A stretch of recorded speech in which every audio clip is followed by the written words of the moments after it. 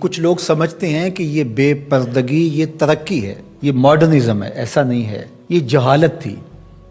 کعبۃ اللہ کا طواف برہنہ کیا جاتا تھا، تو برہنگی یہ جدت نہیں ہے، یہ قدامت ہے، یہ ترقی نہیں ہے، یہ جہالت ہے۔ اس سے اسلام نے نکالا ہے اور پردے کی طرف اسلام انسانیت کو لے کر کے آیا ہے۔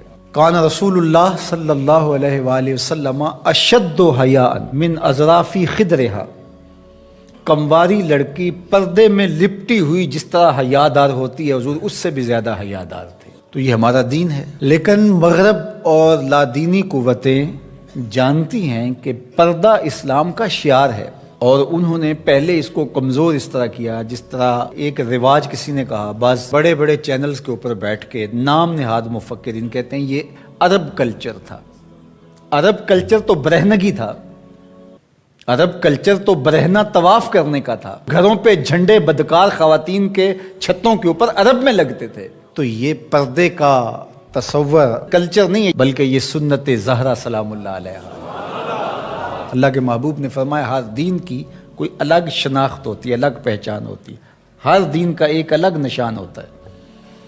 تو اسلام کی وہ خاص چیز، وہ خاص نشان، خاص پہچان پردہ ہے، حیا ہے، اور اگر حیا چلا جائے تو پھر دین بھی چلا جاتا ہے۔ ایک روایت میں فرمایا حیا اور ایمان دو آپس میں جڑی ہوئی چیزیں ہیں، ان میں سے ایک چلا جائے گا پیچھے پیچھے دوسری شے بھی چلی جائے گی۔ تو لادینی قوتیں اس بات کو جانتی ہیں کہ اگر حیا چھین لیں گے تو ایمان اس کے پیچھے پیچھے اس راستے سے جو حیا کے چھننے سے بنے گا، تو انہی قدموں پہ ایمان بھی رخصت ہوتا چلا جائے گا۔ تو لہٰذا ان کو یہ کہو کہ تم ترک ایمان کرو تو یہ تو کبھی راضی نہیں ہوں گے، تو اس لیے انہیں پردے کا ترک کروایا جائے، انہیں حیا کے جوہر سے محروم کیا جائے تاکہ یہ ایمان کے جوہر سے بھی محروم ہو جائیں۔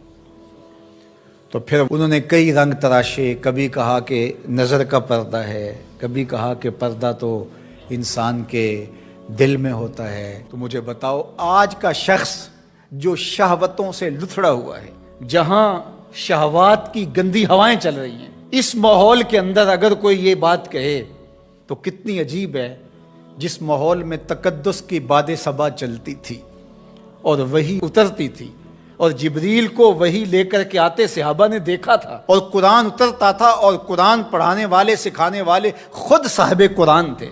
وہ صحابہ، ان کو جب پردے کا حکم دیا گیا اور ان کو نظریں نیچی رکھنے کا حکم دیا گیا، تو میں اور آپ کون ہوتے ہیں؟ جب ابو بکر و عمر کو کہا گیا کہ نگاہوں کو نیچا رکھنا، جب عثمان و علی سے کہا گیا کہ نگاہوں کو نیچا رکھنا، جب سیدہ عائشہ، حضرت ام سلمہ، حضرت میمونہ، حضرت زینب، سیدہ فاطمہ تو زہرا سے کہا گیا کہ تم اپنے پردے کی حفاظت کرنا، تو مجھے بتائیے اس تقدس مآب ماحول کے اندر بھی جب پردہ کرنے کے لیے مومنوں کی ماؤں کو حکم دیا گیا، اور ابو بکر عمر عثمان و علی عشرہ مبشرہ جن کی جنت کی ضمانت بھی رسول اللہ نے دی ہے، تو جب ان کو بھی کہا گیا کہ نگاہوں کو نیچا رکھنا، تو میں اور آپ کس شمار میں ہیں؟ تو یہ ایک نفس کی کہانی ہے جو ہم گھڑ کے بیٹھ گئے، کہا کوئی بات نہیں جی، پردہ تو دل کا ہوتا ہے۔ بحالت مجبوری خواتین کو گھر سے نکلنا پڑتا ہے، لیکن اس میں بھی اس کو تاکید کی گئی کہ تیرا پردہ کسی صورت کے اندر بھی ختم نہیں ہونا چاہیے۔ میں خراج پیش کرنا چاہتا تھا یہاں ہماری ہمسائیگی کے اندر اس خاتون کو جس نے اللہ اکبر کا نعرہ لگا کر کے بتلایا کہ یہ امت ابھی بھانج نہیں ہوئی، اس امت میں آج بھی بیٹیاں موجود ہیں جو اپنی آبرو پر پہرا دے سکتی ہیں، اور یہ حالات بتاتے ہیں کہ یہ امت مرنے کے لیے نہیں، قیامت تک قائم رہنے کے لیے پیدا ہوئی ہے انشاءاللہ۔ اس دبی ہوئی راکھ میں چنگاریاں موجود ہیں، جو وقت آیا تو شعلہ جوالہ بھی بن جائیں گے انشاءاللہ العزیز۔ اقبال نے ایک بات کہی تھی، اگر پندے ز درویش پذیری، ہزار امت بمیرت تو نہ میری، بطول باش و پنہا شو ازیں اثر کہ در آغوش شبیر بگیری۔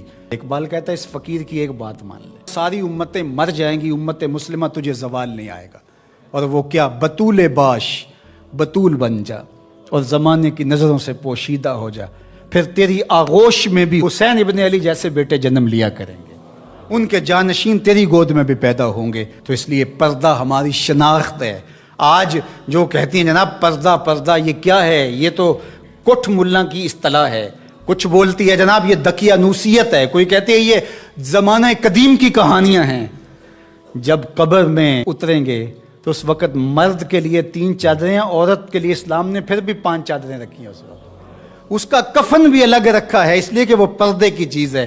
تو کیا کوئی عورت کہتی ہے کہ مجھے اسکرٹ میں دفن کر دیا جائے، میں بے پردہ قبر میں جانا چاہتی ہوں؟ اس وقت تو سب کہتے ہیں تنیاں بھی باندھ دی جائیں، اس وقت محارم قریب آ جائیں جو لاحد میں اتاریں.